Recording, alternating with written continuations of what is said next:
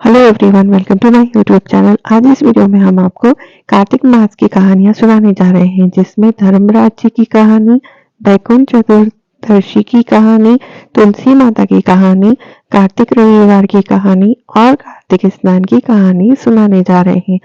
केवल इन कहानियों को सुनने मात्र से ही आपको कार्तिक स्नान का फल प्राप्त होगा। जो इन कहानियों को सुनता है और सुनाता है, उसे कार्तिक स्नान का फल मिलता है। तो चलिए शुरू करते हैं हम इन कहानियों को। आप सभी से एक विनम्र निवेदन है कि बिना स्किप किए इस वीडियो को पूरा देखिए, ताकि आपको इन सारी कहानियों का लाभ और फल प्राप्त हो सके, ताकि आपको भी वैकुंठ की प्राप्ति। Hello everyone, welcome to my YouTube channel ख्वाबों की पंख। आज इस वीडियो में हम आपको धर्मराज जी की कहानी सुनाने जा रहे हैं। कार्तिक मास की धर्मराज जी की कहानी कुछ इस प्रकार से है। किसी गांव में एक बुढ़िया रहती थी।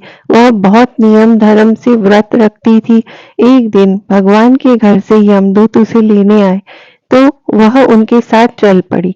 चलते चलते एक गहरी नदी आई, तो यमदूत बोले कि माई, तुमने गोदान की हुई है या नहीं।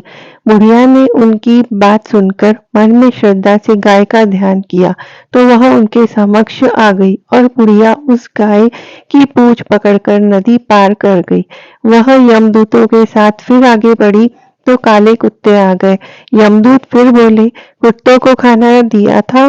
बुढ़िया ने मन में कुत्तों का ध्यान किया, तो वे रास्ते से चले गए।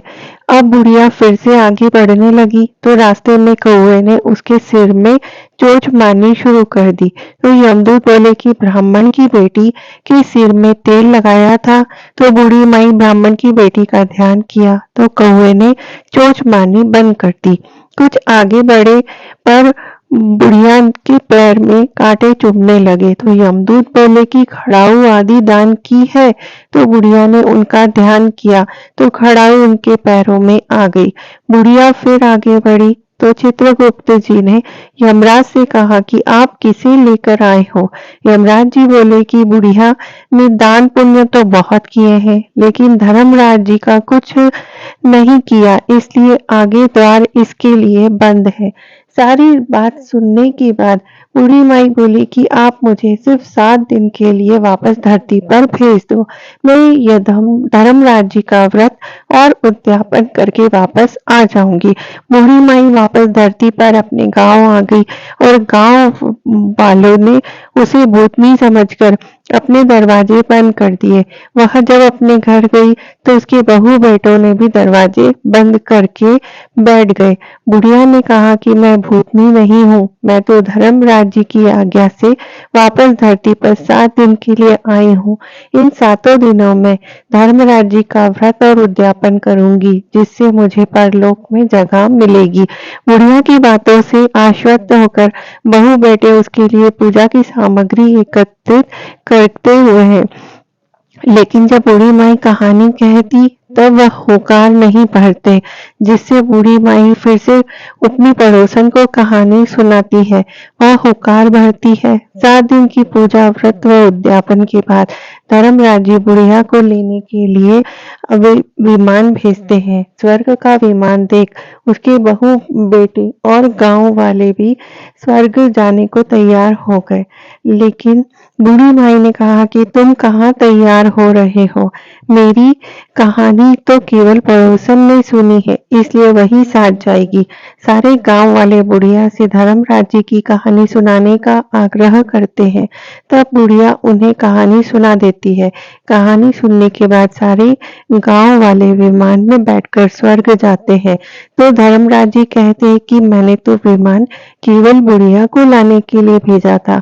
बुढ़िया माई कहती है कि हे धर्मराज, मैंने जो भी पुण्य किए, उसमें से आधा भाग आप गांव वालों को दे दो।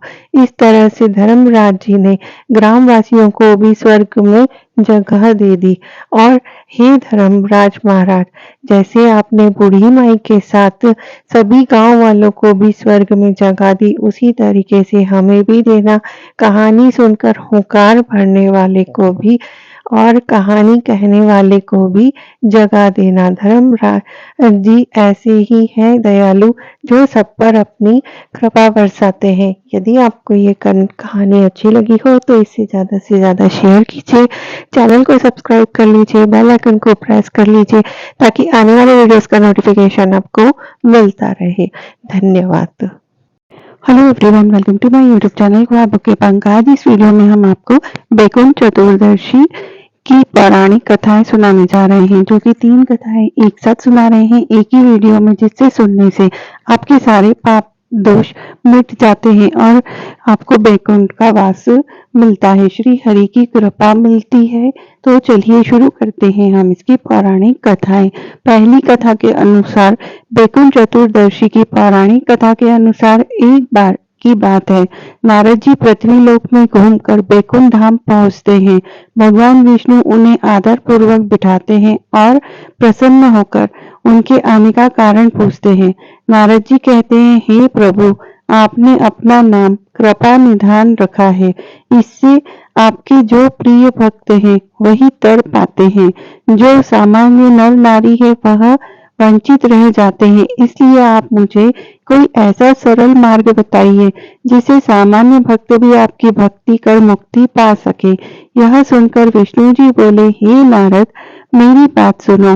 कार्तिक शुक्ल पक्ष की चतुर्दशी को जो नर नारी व्रत का पालन करेंगे और श्रद्धा भक्ति से मेरी पूजा अर्चना करेंगे, उनके लिए स्वर्ग के द्वार साक्षात खुल जाएंगे।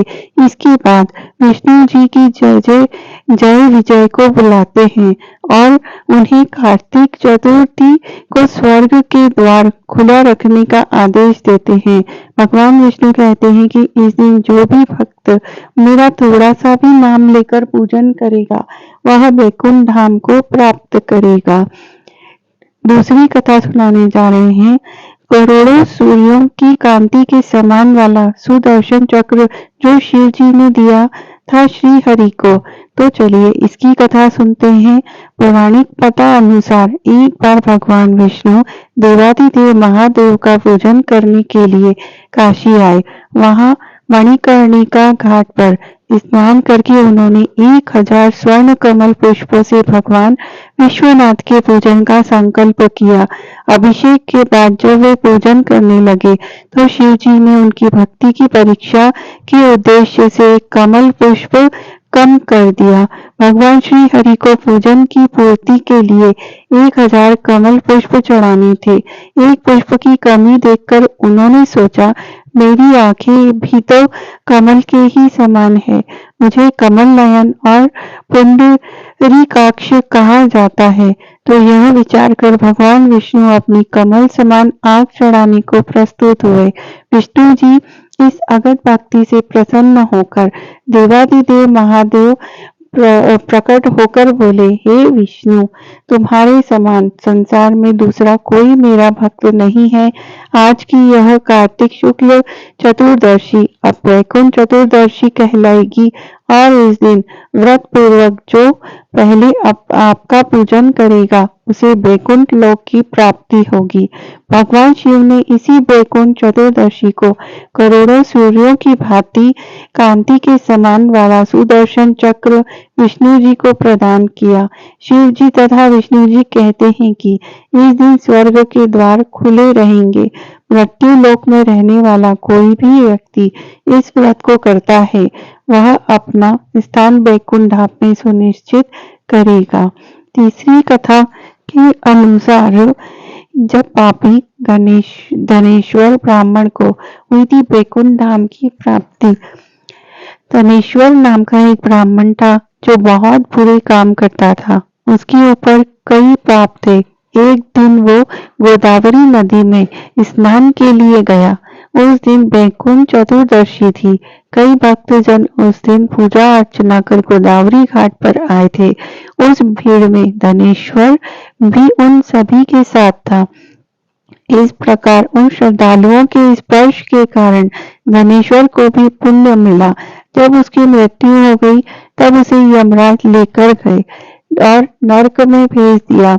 तब भगवान विष्णु ने कहा कि यह बहुत पापी है, पर इसने बैकुंठ चतुर्दशी के दिन गोदावरी स्नान किया और श्रद्धालुओं की पुण्य के कारण इसके सभी पाप नष्ट हो गए, इसलिए इसे बैकुंठ धाम मिलेगा। अतः धनेश्वर को बैकुंठ धाम की प्राप्ति हुई। इस तरीके से जो भी इस कथा को सुनता और सुनाता है उसे भी बैकुंठ का धाम मिलता है। यदि आपको भी यह सारी कथाएं अच्छी लगी हो तो इसे ज़्यादा से ज़्यादा शेयर कीजिए, चैनल को सब्सक्राइब कर लीजिए, बेल आइकन को प्रेस कर लीजिए ताकि आने वाले वीडियोस का नोटिफिकेशन आपको मिलता रहे और हम आपके लिए अच्छी कथाएं लेकर आते रहें। धन्यवाद। Hello everyone, welcome to my YouTube channel ख्वाबों के पंख। आज इस वीडियो में हम आपको कार्तिक मास में सुनी जाने वाली तुलसा माता की कथा सुनाने जा रहे हैं। कार्तिक मास जो कि पवित्र मास होता है जिसमें कार्तिक स्नान किया जाता है। पूरे महीने हिंदू महीनों में कार्तिक माह का अत्यधिक महत्व माना गया है। इस पूरे माह में स्नान, दान तथा अन्य धार्मिक कार्यों को करना शुभ माना गया है। कार्तिक स्नान के साथ तुलसी जी की पूजा का भी अत्यधिक महत्व है। इसी माह में तुलसी जी का विवाह भी कराया जाता है। जिन्हें कन्या संतान नहीं होती वह तुलसी जी का विवाह शालिग्राम जी से कराकर कन्या का दान सुख पाते हैं। इसी कार्तिक माह से जुड़ी एक कहानी हम आपको सुनाने जा रहे हैं। कार्तिक माह में सभी औरतें तुलसी जी को जल से सींचा करती थी। एक बुढ़िया भी थी जो कार्तिक माह में तुलसी जी को सींचने जाती थी और जब वह जाती तो तुलसी माता से कहती कि हे तुलसी माता, सत की दाता, मैं तेरा बिरला सींचती हूँ, मुझे बहू दे, पीले रंग की धोती दे, मीठा ग्रास दे, बैकुंठ में वास दे, अच्छी मौत दे, चंदन का कांट दे, अच्छा राज दे, खाने को दाल भात दे और 11 एकादशी के दिन कृष्ण का कंधा दे। बुढ़िया माँ की यह बातें सुन तुलसी माता सूखने लगी। तुलसी माता को यूं सूखते देख भगवान ने पूछा कि तुम्हें तुलसी तुम दिन प्रतिदिन क्यों सूखती जा रही हो? तुलसी माता ने कहा कि बस मेरे मन की मत पूछो। भगवान ने कहा कि मैं नहीं पूछूंगा तो कौन तुमसे पूछेगा? इस पर तुलसी माता कहने लगी कि एक बुढ़िया आती है और यह अपनी बात कहकर चली जाती है कि उसकी सभी बातें पूरी कर दूंगी, लेकिन कृष्ण का कंधा कहाँ से लाऊंगी? भगवान कृष्ण बोले कि वह मरेगी तो अपने आप ही कंधा देने मैं आ जाऊंगा। तुम बूढ़ी माई से यह बात कह देना। इसके बाद बुढ़िया मर गई। बुढ़िया के मरने पर सारा गांव इकट्ठा हो गया और उसका अंतिम संस्कार आने पर उसे उठाने लगे तो वह इतनी भारी हो गई कि वह किसी से उठ भी नहीं रही थी। उसकी अर्थी 10 से मस नहीं हुई। सभी बोले कि यह तो बहुत संस्कारी थी, बहुत पूजा पाठ करती थी, कोई पाप नहीं किया, यह इतनी भारी कैसे हो गई? मुझे ब्राह्मण के वेश में भगवान आए और कहने लगे कि यह भीड़ कैसी है? तब गांव वाले बोले कि एक बुढ़िया मर गई है, वह इतनी पापिन थी कि उसकी अर्थी तक नहीं उठ पा रही है, बहुत भारी हो गई है। भगवान बोले कि मुझे इसके कान में कुछ कहने दो, फिर यह उठ जाएगी।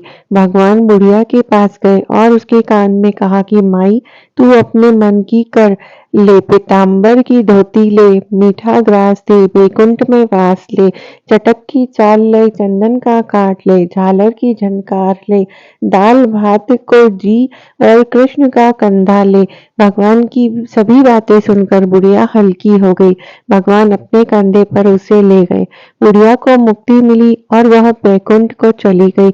हे तुलसी माता, जैसे आपने उस बूढ़ी माई को मुक्ति दी वैसे ही सभी की करना। जैसे भगवान ने उसे कंधा दिया वैसे ही सबको कंधा दे भगवान और सबको बैकुंठ का धाम मिले। जो इस कथा को सुनता और कहता है उसे सुनने और सुनाने मात्र से ही आपको भी उस बूढ़ी माई की तरह बैकुंठ का वास और कृष्ण का कंधा मिलता है। तो आप भी इसे प्रेम से सुनिए और तुलसा माता और कृष्ण भगवान की जय बोलिए। यदि ये कथा अच्छी लगी हो तो इसे ज़्यादा से ज़्यादा शेयर कीजिए, चैनल को सब्सक्राइब कर लीजिए, बेल आइकन को प्रेस कर लीजिए ताकि आने वाले वीडियोस का नोटिफिकेशन आपको मिलता रहे। धन्यवाद। Hello everyone, welcome to my YouTube channel ख्वाबों के पंख। आज इस वीडियो में हम आपको रविवार की व्रत कथा सुनाने जा रहे हैं। रविवार की पौराणिक कथा के अनुसार प्राचीन काल में एक बुढ़िया रहती थी। वह नियमित रूप से रविवार का व्रत करती। रविवार के दिन सूर्योदय से पहले उठकर बुढ़िया स्नान आदि से निवृत्त होकर आंगन को गोबर से लीपकर स्वच्छ करती। उसके बाद सूर्य भगवान की पूजा करते हुए रविवार व्रत कथा सुनकर सूर्य भगवान को भोग लगाकर दिन में एक समय भोजन करती। सूर्य भगवान की अनुकंपा से बुढ़िया को किसी प्रकार की चिंता एवं कष्ट नहीं था। धीरे धीरे उसका घर धन धान्य से भर गया। उस बुढ़िया को सुखी होते देख उसकी पड़ोसन उससे जलने लगी। बुढ़िया ने कोई गाय नहीं पाल रखी थी, अतः वह अपनी पड़ोसन के आंगन से पड़ोसन की गाय का गोबर लेकर आती और उसे लीपती और भगवान की पूजा अर्चना करती। पड़ोसन को यह देखकर अच्छा नहीं लगा तो उसने अपनी गाय को घर के अंदर बांध दिया ताकि बुढ़िया जो है वह गोबर न ले जा सके। रविवार को गोबर न मिलने से बुढ़िया अपना आंगन नहीं लीप सकी। आंगन न लीप पाने के कारण उस बुढ़िया ने सूर्य देव भगवान को भोग नहीं लगाया और उस दिन वह स्वयं भी भोजन किए बिना ही सो गई। सूर्यास्त होने पर बुढ़िया भूखी प्यासी सो चुकी थी। प्रातः काल जब उसकी आंख खुली तो उसने देखा कि उसके आंगन में एक सुंदर सी गाय और बछड़ा है, जिसे देखकर वह हैरान हो गई। गाय को आंगन में बांधकर उसने जल्दी से उसे चारा लाकर खिलाया। पड़ोसन ने उस बुढ़िया के आंगन में बंधी हुई गाय को देखा तो वह और ज्यादा जल भुन गई। तभी गाय ने सोने का गोबर किया। यह देखकर पड़ोसन की आंखें फट गई और पड़ोसन ने उस बुढ़िया को आसपास न पाकर उस गोबर को उठा लिया और वह उसे उठाकर ले गई। इसी तरीके से वह रोज जब पड़ोसन बुढ़िया उठती उसके पहले ही वह सूर्योदय से पहले सोने का गोबर उठाकर ले जाती और इसी तरीके से वह बहुत जल्दी धनवान हो गई। बहुत दिन बीतते चले गए लेकिन बुढ़िया को सोने के गोबर के बारे में कुछ भी पता नहीं चला। बुढ़िया पहले की तरह हर रविवार को भगवान सूर्य देव का व्रत करती और कथा सुनती रहती। जब भगवान सूर्य देव को पड़ोसन की चालाकी के बारे में पता चला तो उन्होंने क्रोधवश तेज आंधी चलाई। तेज आंधी के प्रकोप को देखकर बुढ़िया ने गाय को घर के भीतर बांध दिया। सुबह उठकर बुढ़िया ने सोने का गोबर देखा तो वह आश्चर्यचकित रह गई। उस दिन के बाद बुढ़िया गाय को घर के भीतर ही बांधने लगी। सोने के गोबर से बुढ़िया कुछ ही दिनों में बहुत धनी हो गई। उस बुढ़िया के धन की जितनी कमी थी वह दूर हो गई और उसको देखकर पड़ोसन बुरी तरह से उससे जलने भूलने लगी और उसने अपने पति को समझा बुझाकर उसी नगर के राजा के पास कहा कि तुम इसके बारे में इसे राजा को बताकर आओ। यह देखकर राजा बहुत खुश हुआ और राजा ने उस बुढ़िया और उसकी गाय को लेकर दरबार में बुलाया। जब राजा ने देखा सोने का गोबर करते हुए गाय को तो उसका आश्चर्य का ठिकाना न रहा और राजा ने उसे बंदी बना लिया और उधर सूर्य भगवान को भूखी प्यासी बुढ़िया को इस तरह प्रार्थना करते देख उस पर बहुत करुणा आई। उसी रात सूर्य भगवान ने राजा को स्वप्न में कहा, राजन, बुढ़िया की गाय वो बछड़ा तुरंत लौटा दो, नहीं तो तुम्हारा राज्य पूरा खराब हो जाएगा और तुम्हारे पर विपत्तियों का पहाड़ टूट पड़ेगा, तुम्हारा महल नष्ट हो जाएगा। सूर्य भगवान के स्वप्न में बुरी तरह भयभीत राजा ने प्रातः उठते ही गाय और बछड़ा बुढ़िया को लौटा दिया। राजा ने बहुत सा धन देकर बुढ़िया से अपनी गलती के लिए क्षमा मांगी। राजा ने पड़ोसन और उसके पति को उनकी इस दुष्टता के लिए दंड दिया। फिर राजा ने पूरे राज्य में घोषणा कराई कि सभी लोग रविवार का व्रत करेंगे और जो व्रत करेगा उनके सभी के घर धन धान्य से भर जाएंगे। राजतय में चारों ओर खुशहाली छा गई। सभी लोग रविवार का व्रत करने लगे और साथ में व्रत की कथा को भी सुनने लगे। जो भी स्त्री पुरुष इस रविवार की व्रत कथा को करता है और सुनता है उनके सभी कष्ट दूर हो जाते हैं, चाहे वह शारीरिक हो, आर्थिक हो या मानसिक कष्ट हो। रविवार की व्रत कथा करने से भगवान सूर्य देव अपनी कृपा बरसाते हैं और सारे कष्टों को दूर कर देते हैं। यदि आपको ये कथा अच्छी लगी हो तो इसे ज़्यादा से ज़्यादा शेयर कीजिए, चैनल को सब्सक्राइब कर बेल आइकन को प्रेस कर लीजिए ताकि आने वाले वीडियोस का नोटिफिकेशन आपको मिलता रहे और हम आपके लिए ऐसी ही अच्छी कथाएं लेकर आते रहें। धन्यवाद। Hello everyone, welcome to my YouTube channel ख्वाबों के पंख। आज इस वीडियो में हम आपको कार्तिक मास के कार्तिक स्नान की कहानी सुनाने जा रहे हैं, जिसे सुनने मात्र से ही आपको गंगा स्नान का फल प्राप्त होता है। एक बूढ़ी माई थी जो कि चातुर्मास में पुष्कर स्नान किया करती थी। उसका एक बेटा और बहू थे। सास ने बहू को फलाहार उपवास में खाने योग्य बनाने को कहा तो बहू ने खाली टिफिन ही रख दिया। बेटा माँ को पहुंचाने के लिए पुष्कर गया। रास्ते में माँ से बोला, माँ फलाहार कर लो। जहाँ पानी मिला वहीं फलाहार करने बैठ गई तो भगवान की कृपा से खाली टिफिन फलों से भर गया। माँ ने फलाहार कर लिया। पुष्कर माँ के रहने के लिए झोपड़ी बनाकर बेटा वापस आ गया।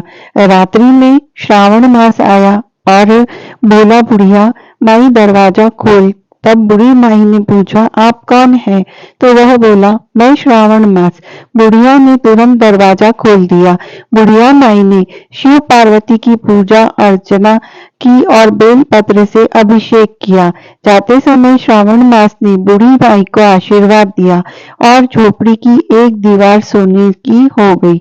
भाद्रपद मास आया तो उसने भी दरवाजा खोलने को कहा। बूढ़ी माई ने दरवाजा खोला, सत्तू बनाकर कजरी तीज मनाई।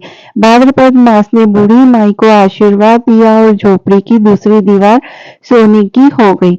फिर आश्विन मास आया और उसने भी दरवाजा खोलने को कहा। बूढ़ी माई ने दरवाजा खोला, पितरों का तर्पण कर ब्राह्मण भोज कराकर श्राद्ध किया। नवरात्रि में माँ दुर्गा को अखंड ज्योति जलाकर प्रसन्न किया। सत्य की विजय दिवस के रूप में बुराई का अंत की खुशियों में दशहरा मनाया। अश्विन मास में जाते समय प्रसन्न होकर तीसरी दीवार भी बहुमूल्य रत्नों से जड़ित कर दी और बुढ़िया माई सदैव प्रसन्न रहने का आशीर्वाद दे दिया। इन सब के बाद कार्तिक मास आया। उसने भी दरवाजा खोलने को कहा। बूढ़ी माई ने दरवाजा खोला, अति प्रसन्न मन से कार्तिक स्नान किया, दीप दान कर दीपावली, गोवर्धन पूजा, भाई दूज, गोपाष्टमी, आंवला नवमी मनाई। कार्तिक मास में जाते समय आशीर्वाद दिया और झोपड़ी के स्थान पर महल बना दिया। बूढ़ी माई गरीबों की सेवा कर भजन कीर्तन में अपना समय व्यतीत करने लगी। बेटा अपनी माँ को लेने आया तो माँ को पहचान नहीं पाया, क्योंकि झोपड़ी को पहचानने की कोशिश कर रहा था, उसमें वह तो छोड़कर गया था। तो झोपड़ी को पहचान न सका तो पड़ोसियों से पूछा। उन्होंने बताया तो बेटा माँ के चरणों में गिरकर बोला, माँ घर चलो। सारे सामान के साथ ले आया। सासू माँ के ठाट देखकर बहू के मन में लालच आ गया। उसने अपनी माँ को भी पुष्कर छोड़कर आने को कहा तो उसका पति अपनी सास को पुष्कर छोड़ आया, परंतु बहू की माँ की धर्म कर्म में बिल्कुल रुचि नहीं थी। वह 4 समय भोजन करती और दिन भर सोती। चारों मास आए और चले गए। जाते समय झोपड़ी गिर गई और बहू की माँ गधी की योनि में चली गई। और औरत लक्ष्मी का रूप और लक्ष्मी की तरह चंचल होनी चाहिए। भगवान की पूजा और अतिथि का सम्मान और दान पुण्य वाली होना चाहिए। बहू ने कहा, अब माँ को वापस ले आओ। तब जमाई सास को लेने गया तो कहीं ना मिली। लोगों से पूछने पर लोगों ने बताया कि तेरी सास धर्म कर्म कुछ नहीं करती थी, खाती थी, सोती थी, जिससे वह गधी योनि में चली गई। जवाई गधी योनि यानी कि सास को बांधकर घर ले आया। उसकी पत्नी ने पूछा, मेरी माँ कहाँ है? तब पति ने कहा कि तेरे लालच की वजह से तेरी माँ गधी योनि में आ गई है। बड़े बूढ़े विद्वानों, ब्राह्मण, ऋषि, मुनियों से पूछने पर उन्होंने बताया कि तेरी सास के स्नान किसे पानी करो किए पानी से स्नान करने से उसे मनुष्य योनि मिल जाएगी। तब बहू ने ऐसा ही किया और उसकी माँ पुनः मनुष्य योनि में आ गई। हे राधा दामोदर भगवान, जैसे बूढ़ी माई को दिया वैसे सबको देना। सुनता ना हुकारा भरता, ना मारा सारा परिवार ना। जिस प्रकार से उस बूढ़ी माई को आशीर्वाद दिया, धन दौलत दिया, ऐश्वर्य दिया और हर तरीके का सुख दिया, उसी प्रकार से कार्तिक स्नान करने से कार्तिक के देवता प्रसन्न होते हैं और सब पर अपनी कृपा बरसाते हैं और उन्हें भी आशीर्वाद देते हैं। तो इस तरीके के जो भी कार्तिक का स्नान करता है, कार्तिक की पूजा करता है, कार्तिक की कथा सुनता और सुनाता है, कार्तिक के भगवान उसे फल देते हैं। सिर्फ कथा सुनने मात्र से भी आपको कार्तिक का पूरा फल प्राप्त होता है। इसलिए कार्तिक में कथा सुनने और सुनाने वाले दोनों को इसका फल प्राप्त होता है। यदि आपको यह कहानी अच्छी लगी हो तो इसे ज़्यादा से ज़्यादा शेयर कीजिए, चैनल को सब्सक्राइब कर लीजिए, बेल आइकन को प्रेस कर लीजिए ताकि आने वाले वीडियोस का नोटिफिकेशन आपको मिलता रहे और हम आपके लिए ऐसी ही अच्छी अच्छी कहानियाँ लेकर आते रहें। धन्यवाद।